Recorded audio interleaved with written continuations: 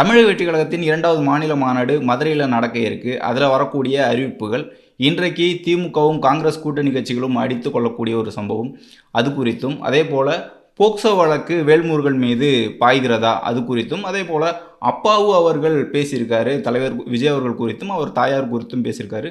வழக்கம் போல விமர்சனங்களை வச்சிருக்காங்க. அது குறித்து தான் இந்த வீடியோவில் நம்ம பார்க்க போகிறோம். முதல்ல மதுரையில் நடக்கக்கூடிய 2வது மாநில மாநாடு. முதல் மாநாடு விக்கிரவாண்டி விழுப்புரத்தில் நடந்த மிகப்பெரிய அளவிலான கொள்கை விளக்க மாநாடு தான் முதல் மாநாடு, தமிழக வெற்றிக் கழகத்தோட மாநாடு. அதில் தமிழக வெற்றிக் கழகத்தோட கொள்கை என்ன, எங்களுடைய செயல் திட்டம் என்ன அப்படிங்கிற அறிவிப்புகளை வெளியிட்டிருந்தார் தலைவர் அவர்கள்.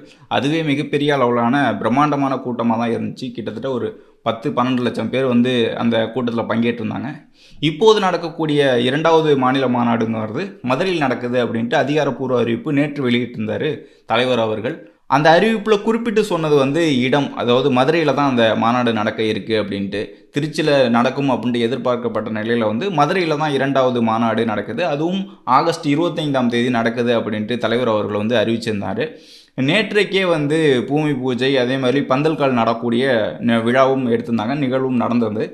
பொதுச் செயலாளர் ஆனந்த் அவர்கள், அதே போல் மாவட்ட செயலாளர்கள், கட்சி நிர்வாகிகள், தொண்டர்கள் எல்லாம் சேர்ந்து அந்த பந்தல்கால் நடக்கூடிய நிகழ்வும் சிறப்பாக நடந்து முடிஞ்சிருக்கு. கிட்டத்தட்ட ஒரு 506 ஏக்கரில் இந்த மாநாடுக்கான இடம் இப்போதைக்கு தேர்வு செய்யப்பட்டிருக்கு. அதை சீரமைக்கக்கூடிய வேலைகள் செஞ்சுக்கிட்டு இருக்கோம் அப்படின்ட்டு பொதுச் செயலாளர் அவர்களை சொல்லியிருந்தாங்க. இதை தாண்டி இன்னும் பல ஏக்கர்கள் நாங்கள் பக்கத்தில் கேட்டு பெற்று இந்த மாநாடு மிகப்பெரிய ஒரு பெரிய மாநாடாக இருக்கும் அப்படின்னு சொல்லியிருந்தாங்க. கட்சியினர் பேசும்போது கிட்டத்தட்ட ஒரு 20 லட்சத்துக்கும் மேற்பட்டவர்கள் வருவாங்க. ஏற்கனவே 10-12 லட்சம் பேர் முதல் மாநாட்டில் பங்கேற்றிருந்தாங்க. இதில் ஏன் அதிகமாக வரும் அப்படின்னு சொல்கிறாங்கன்னா, முதல் மாநாட்டில் தலைவர் அவர்கள் தன்னுடைய சினிமா கேரியரை விட்டுட்டு அரசியலுக்கு வரேன், முதல் மாநாடு போகிறேன் அப்படின்னு சொல்லும்போது கட்சியினருங்கிறது தலைவரோட தொண்டர்கள் தான் ஃபஸ்ட்டு, ரசிகர்கள் தான் வந்திருப்பாங்க. இப்போ ஒரு இவ்வளோ காலகட்டத்துக்கு பிறகு விஜய் அவர்களுடைய செயல்பாடு, தமிழக வெற்றிக் கழகத்தோட செயல்பாடு, கட்சியினரோட நிலைப்பாடு, பிஜேபி கூட கூட்டணி இல்லை அப்படின்னு சொன்னது, திமுக கடுமையான எதிர்ப்பு அரசியல் நிலைப்பாடு எடுத்தது. இப்போ இதெல்லாம் மற்ற மக்கள் இருப்பாங்கள்ல, மற்ற கட்சியினர் இருப்பாங்க, அவங்க தமிழக வெற்றிக் கழகத்தை நோக்கி வந்துக்கிட்டு இருக்காங்கல்ல. இப்போ கிட்டத்தட்ட 1 கோடி பேருக்கு மேலே கட்சியில் இணைந்து பயணிச்சுட்டு இருக்காங்கல்ல. அப்போ முதல்ல ரசிகர்கள் தலைவர் அவர்கள் ஒரு முன்னெடுப்பு எடுக்கிறாரு, தன்னுடைய சினிமாவை விட்டுட்டு அரசியலுக்கு வராரு அப்படின்ட்டு தான் அந்த ஒரு கூட்டம் அந்த மாநாடு, முதல் மாநாடு. ஆனால் அதை தாண்டி இந்த மாநாட்டில் அரசியல் கட்சியிலிருந்து வருவாங்க. அப்போ மற்ற கட்சியினர் பங்கேற்கும் போது இது மிகப்பெரிய ஒரு பிரம்மாண்டமான கூட்டமாக தான் அமைய போகுது. இந்த இடம் எங்கே இருக்குது அப்படின்ட்டு குறிப்பிட்டு சொல்லணும்னா, இது மதுரை மாவட்டத்தில் இருக்கக்கூடிய கூடக்கோவில் அப்படிங்கிற இடத்துல, எளியார்பத்தி பாரபத்தி அப்படிங்கிற ஒரு கிராமத்தோட அருகில் இருக்கக்கூடிய இடத்துல தான் இந்த மாநாடு நடக்க இருக்குது. இதற்கான அனுமதி வாங்கிறதுக்காக காவல் கண்காணிப்பாளர் அவர்களை நேற்றே சந்திச்சிருந்தார் திரு ஆனந்த் அவர்கள். பொதுச்செயலாளர் அவர்கள் சந்தித்து மனு கொடுத்துருந்தாங்க. நாங்கள் இந்த மாதிரி ஆகஸ்ட் 25ஆம் தேதி மாநாடு நடத்துறதுக்கான முன்னெடுப்பு எடுத்துகிட்ருக்கோம், நீங்கள் அனுமதி கொடுங்க, பாதுகாப்பு கொடுங்க அப்படின்னு கேட்டிருந்தாங்க. இதற்கு முன்பு விக்கிரவாண்டியில் எப்படி நீங்கள் எங்களுக்கு பாதுகாப்பு கொடுத்து எப்படி இந்த கூட்டத்தை சிறப்பாக, இந்த மாநாட்டை சிறப்பாக நடத்த அனுமதி கொடுத்தீங்களோ அதே மாதிரி இதுக்கும் கொடுங்க அப்படின்னு கேட்டிருக்காரு. அந்த அனுமதி கிடைச்சிரும். கண்டிப்பாக முதல் மாநாட்டை விட மிகப்பெரிய ஒரு மாநாடாக இருக்கும். இதில் குறிப்பிட்டு என்னென்ன விஷயங்கள்லாம் பேசப்படும் அப்படின்னு பார்க்க முடியுது. இதில் கூட்டணி குறித்தான பேச்சுக்கள் வருமா வராதா அப்படிங்கிறது அந்த ஒரு டிஸ்கஷன் போயிட்டு தான் இருக்குது. ஆனால் அதை தாண்டி திமுக கட்சி செய்த ஊழல் பட்டியல்கள் கண்டிப்பாக இதில் பேசுபடு பொருளாக மாறும், இதில் முன்வைப்பாங்க அப்படின்ட்டு எதிர்பார்க்கப்படுது. அதே போல் இதற்கு முன்பு நடந்த சம்பவங்கள், இதற்கு முன்பு திமுக ஆட்சியில் என்னென்ன தவறுகள்லாம் நடந்திருக்கோ அதை பட்டியலிட்டு மக்கள்கிட்ட சொல்லக்கூடிய ஒரு கட்சியோட மிக முக்கியமான ஒரு மாநாடாக இருக்கும் அப்படின்னு பார்க்க முடியுது.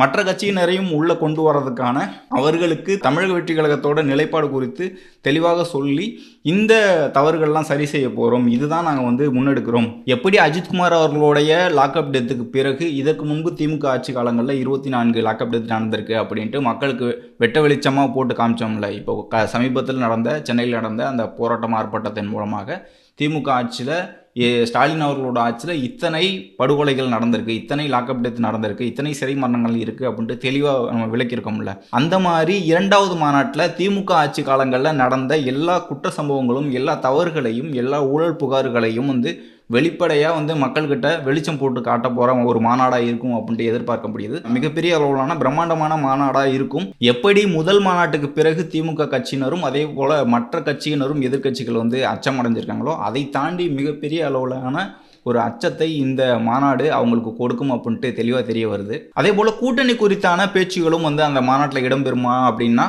அதற்கான வாய்ப்புகளும் இருக்குன்னே சொல்லப்படுது. இப்போது சமீபத்தில் திமுகவிற்கும் கூட்டணி கட்சியாக இருக்கக்கூடிய காங்கிரஸுக்குமான மோதல் அதிகமாக போயிட்டுருக்குன்னு பார்க்க முடியுது.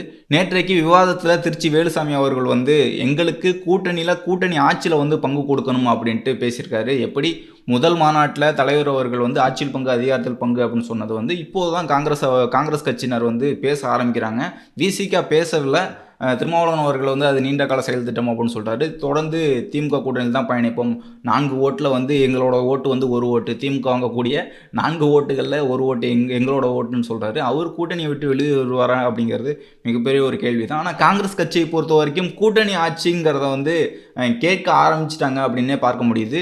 தமிழ்நாட்டை பொறுத்த வரைக்கும் காங்கிரஸ் கட்சியில் இருக்கக்கூடிய நிர்வாகிகள் வந்து விஜய் அவர்கள் கூட தமிழக வெற்றி கழகம் கூட கூட்டணி வைக்கிறதுக்கான வாய்ப்புகள் கூட இருக்குது அப்படின்னு சொல்கிறாங்க. ஆனால் தேசிய அளவில் தான் இது முடிவெடுக்கப்படும். தமிழ்நாட்டு அளவில் காங்கிரஸ் கட்சியான முடிவு வந்து எப்பயுமே எடுக்கப்படாது. தேசிய அளவில் காங்கிரஸ் கட்சி தலைமை என்ன சொல்லுதோ அதுதான் தமிழ்நாட்டில் எடுப்பாங்க. அது போக போக பார்க்க முடியும். எந்த கட்சி ஆட்சியை பிடிக்க போகுது அப்படிங்கிற ஒரு நிலை வருதோ அதை நோக்கி மற்ற கட்சிகளும் வருவாங்க அப்படின்ட்டு தெளிவாக தெரியுது. தமிழக வெற்றி கழகம் நோக்கி காங்கிரஸ் கட்சி மட்டுமல்ல மற்ற கட்சிகளும் வரதுக்கான வாய்ப்புகள் இருக்குன்னு நம்ம பார்க்க முடியுது.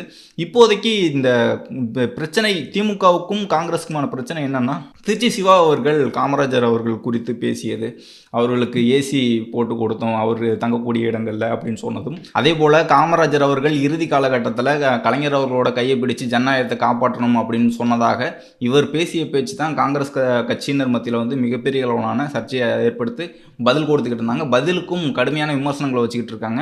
திமுக உடன்பிறப்புகள் யாரை திட்டாமல் விட்டாங்க அப்படின்னு இல்லை, எல்லாரையும் ஆபாசமாக திட்டக்கூடிய நபர்கள் வந்து காங்கிரஸ் கட்சியும் அதே மாதிரி விமர்சனம் பண்ணிட்டு இருக்காங்க. காமராஜர் அவர்கள் குறித்தும் விமர்சனம் பண்ணிட்டு இருக்காங்க.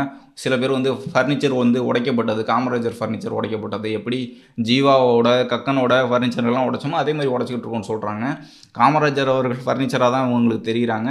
அதே மாதிரி காங்கிரஸ் கட்சி வந்து நாடார் கட்சி அப்படிங்கிற விமர்சனம் வைக்கிறாங்க. கடுமையான விமர்சனங்களை வச்சுக்கிட்டு இருக்காங்க. காங்கிரஸ் கட்சியில் இருக்கக்கூடிய எம்பி ஜோதிமணி அவர்களையும் அவதூறாக ஆபாசமாக பேசிக்கிட்டு இருக்காங்க திமுக உடன்பிறப்புகள். இவர்கள் வந்து இதற்கு முன்பே பல வீடியோவில் நான் பேசியிருப்பேன். காமராஜர் அவர்கள் குறித்து கருணாநிதி அவர்கள் எந்த மாதிரியான கேலி சித்திரங்கள்லாம் வரைஞ்சிருக்காரு அப்படிங்கிறத இதற்கு முன்பே பேசியிருக்கேன். இப்போது கூட சில கேலி சித்திரங்கள் வந்து வெளியாகுது. அது மிகப்பெரிய அளவில் ஒரு ஒரு என்ன இந்த மாதிரியே ஒரு அரசியல் செஞ்சுருக்காங்களா அப்படிங்கிற மாதிரி தான் நமக்கு தோணுது. ஏன்னா காமராஜர் அவர்கள் வந்து ஒரு அது சொல்ல முடியல, அப்படியெல்லாம் மறைஞ்சி சித்தரித்து கேவலமாக சித்தரித்து கருணாநிதி அவர்கள் அரசியல் செஞ்சுருக்காரு. அதே அரசியல் தான் ஸ்டாலின் அவர்களும் உதயநிதி ஸ்டாலின் அவர்களும் தொடர்ந்துக்கிட்டு இருக்காங்க அப்படின்ட்டு ஐடி விங் அப்படிங்கிற பேரில் வந்து ஆபாசமாக பேசுவதும் கேலி சித்திரம் போட்டு விமர்சிப்பதும் அருவருப்பாக விமர்சிப்பதும் தான் அரசியலை செஞ்சுக்கிட்டு இருக்காங்க. அதோட தொடர்ச்சியாக தான் பார்க்க முடியுது. இப்படி தான் இந்த மோதல் போயிட்டுருக்கு. இதன் பிறகு இந்த கூட்டணி கட்சியில் எந்த மாதிரியான பிளவுகள் ஏற்படுமா ஏற்படாதா அப்படிங்கிறது நம்ம பொறுத்து தான் பார்க்கணும். இதுவே வந்து ஒரு பிளவு அப்படின்னு நம்ம முடிவு எடுத்துட முடியாது. இன்னும் அவங்க வந்து சீட்டுகள் வந்து அதிகமாக கேட்கறதுக்கான வாய்ப்புகள் இருக்குது. அதே போல் கூட்டணி ஆட்சிங்கிற பேச்சும் எடுத்துட்டாங்க. இது அடுத்தடுத்த கட்சிகளும் இதை பின்பற்றுவாங்களா? ஏன்னா 4 ஓட்டுகளில் 1 ஓட்டு என்னது அப்படின்னு சொல்கிறாரு விசிக திருமாவளவன் அவர்கள். அப்படி கணக்கு பண்ணி பார்த்தோம்னா 58, 59 சீட்டுகள் வந்து கேட்கணும். அதெல்லாம் கேட்கறதுக்கு வாய்ப்பு இல்லை. அவங்க திமுக கொடுக்கறதுக்கும் வாய்ப்பு இல்லை. ஆட்சியில் பங்கு அதிகாரத்தில் பங்கு அப்படிங்கிறதையும் பேசுகிறதுக்கும் வாய்ப்பு இல்லை. அப்படி தான் மற்ற கட்சிகள் இருக்குது. ஆனால் காங்கிரஸ் வந்து தெளிவாக தன்னுடைய நிலைப்பாடை எடுத்து வைக்கிறாங்க அப்படின்னு பார்க்க முடியுது. அதுவும் காங்கிரஸ் தலைமையாக இருக்கக்கூடிய தமிழ்நாடு தலைமையாக இருக்கக்கூடிய செல்வ பெருந்தகை அவர்கள் வந்து அதிகமாக பேசல. அவர் திமுக கட்சியினர் மாதிரி தான் பேசிகிட்டு இருக்காரு. மற்ற காங்கிரஸ் கட்சியினர் வந்து இதில் எடுத்து சொல்லிக்கிட்டு இருக்காங்க, எங்களுக்கு ஆட்சியில் பங்கு அதிகாரத்தில் பங்கு வேணும், அதே போல் அதிகமான சீட்டுகள் வேணும் அப்படிங்கிறத கேட்டுக்கிட்டு இருக்காங்க. இப்படி கேட்டுக்கிட்டு இருக்க நிலையில் திமுக கட்சியினர் வந்து கடுமையான விமர்சனங்களை வச்சுக்கிட்டு இருக்காங்க. எங்ககிட்ட திமுக கூட்டணியில் பிச்சை வாங்கிட்டு தான், பிச்சையால் தான் வந்து எம்பி ஆகியிருக்காங்க, எம்எல்ஏ ஆகியிருக்காங்க, அந்த அளவுக்கு வந்து இவங்க விமர்சனத்தை வைக்க ஆரம்பிச்சிட்டாங்க. இவங்களை பொறுத்த வரைக்கும் கருணாநிதி மட்டும்தான் தமிழ்நாட்டோட தலைவராக இருக்கணும், அதை தாண்டி யாருமே தலைவராக இருக்கக்கூடாது அப்படின்ட்டு தான் உங்களுடைய நோக்கம். ஜீவாவை விமர்சனம் பண்ணுறாங்க, கக்கனை விமர்சனம் பண்ணுறாங்க, காமராஜரை விமர்சனம் பண்ணுறாங்க. இது மாதிரி தமிழ்நாட்டுக்காக உழைத்த எல்லா தலைவர்களையும் விமர்சனம் பண்ணக்கூடிய வேலையை வந்து திமுக தொடர்ந்து பண்ணிகிட்டு இருக்கு. கலைஞர் அவர்களை முன்னிறுத்தணும், கருணாநிதி அவர்கள் மட்டும்தான் தலைவர் அப்படின்னு முன்னிறுத்தணும் அப்படின்ட்டு தான் ஜெயலலிதா அவர்களாக இருக்கட்டும், அதே போல் எம்ஜிஆர் அவர்கள், நம்ம சமீபத்தில் பார்த்தோம் விஜயகாந்த் அவர்கள் எப்படி கேலி சித்திரம் செஞ்சு எப்படி விமர்சனம் பண்ணி அவர் வீழ்த்தினாங்க அப்படின்னு பார்த்தோம். இவர்களோட அரசியல் இது மட்டும்தான் இருக்குது. இதன் பிறகு எப்படி போகும், காங்கிரஸ் கட்சி எப்படி அணுக போகுது அப்படின்னு தொடர்ந்து பார்ப்போம். அதே போல் திமுக எம்எல்ஏவாக இருக்கக்கூடிய சபாநாயகர் அப்பாவு அவர்கள் சமீபத்தில் ஒரு ப்ரெஸ் மீட் பேசியிருக்காரு. அதில் தலைவர் விஜய் அவர்கள் கட்சி தொடங்கியது குறித்தும் அவருடைய தாயார் குறித்தும் அதே போல் கட்சிக்கு பின்புலத்தில் பிஜேபி தான் இருக்குது. இந்த விமர்சனத்தை இவங்க எப்போ தான் விடுவாங்கன்னு தெரியல.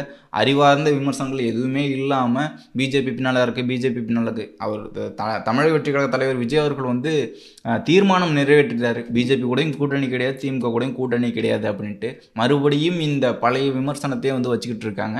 அப்பாவு அவர்கள் பேசுகிறாங்க, சிறுபான்மையினர் கிறிஸ்தவர்களோட ஓட்டை பிரிக்கிறதுக்காக தான் பிஜேபி இறக்கியிருக்கு அப்படின்னு சொல்கிறாங்க. இது எந்த மாதிரியான பேச்சுன்னு தெரியல.